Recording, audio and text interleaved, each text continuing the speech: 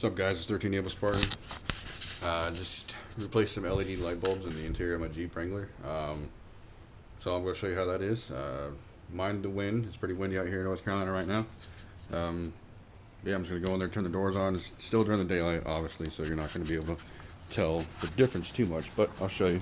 It's pretty neat.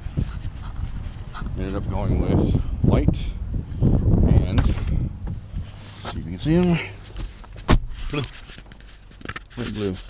Not to blind you guys with the sun, because it's at that angle where it's going to blind the shit out of everything. So, did that. Bulbs are pretty easy. They are the blue, 57.8. The B stands for blue.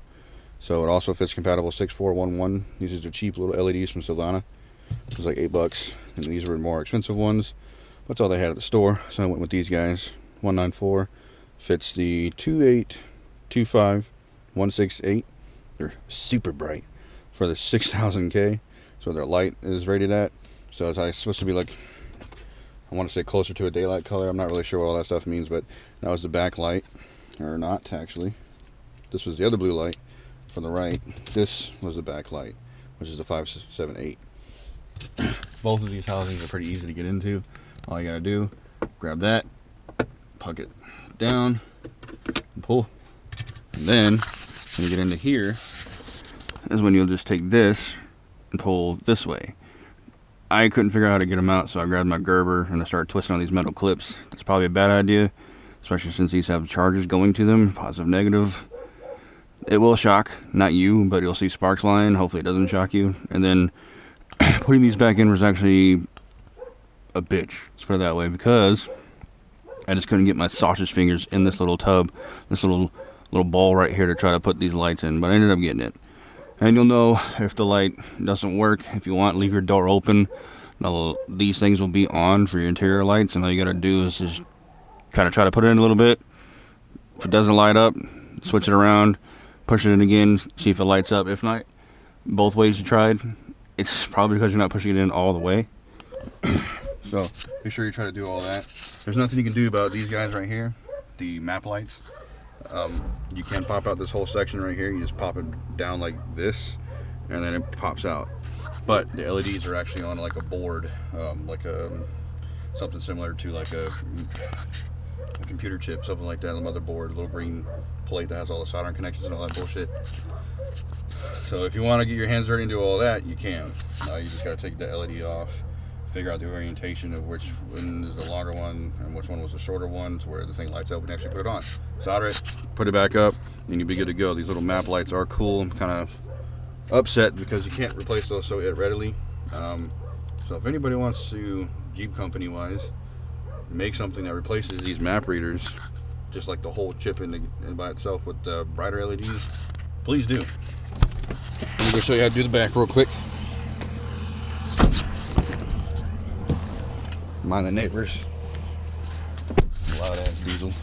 Alright, so pretty much what you're going to do is, this is a button right here. When you press it in on the right side, that's a button. So what you're going to have to do is take a knife or something like that, get in here like this, pop it out, and then there goes your light. It's exposed. It's going to hang in here by this little hinge. Okay, it could fall out, I don't know. You just grab this and you literally pull out and then push back in. Now it's probably not lighting up because the timer went off. There you go. So as you can see, you can also have the opportunity to angle this. You can put it backwards if you want to, but it's not as bright and it'd be kind of dumb, kind of not why you got it. So I'm going to angle it a little down. That way it lights up the cabin forward a little bit. The main reason why this light is here for me anyway is for the back. So I'm gonna turn that off, push that back in there a little farther, and then boom, you're done. Simple as that. They were like $8-10 each. You figure out how to do that. I just showed you, not really step by step, but kind of showed you how to. It was a pain, and I want to get my sausage fingers back in there to try to fucking put those things back in there. And then putting this back on. Find the corresponding holes, of course, with these little clips right there, if you can see those. So Doesn't really matter which way. You don't have to rock it in or anything like that. You just kind of, you can just push them in, and there you go. And then of course the button. Okay, never mind. Alright, yeah, so the power's probably out on all of them, but boom, so that still opens on. There's that. I also put on some Ace Engineering fender liners with the fender inserts, because there's just, for some reason, Jeep Engineering, big ass gap here, so they give you an insert. So if you want to know more about that, including these little LED marker lights, the bolt lights, let me know. I'll do a video on that.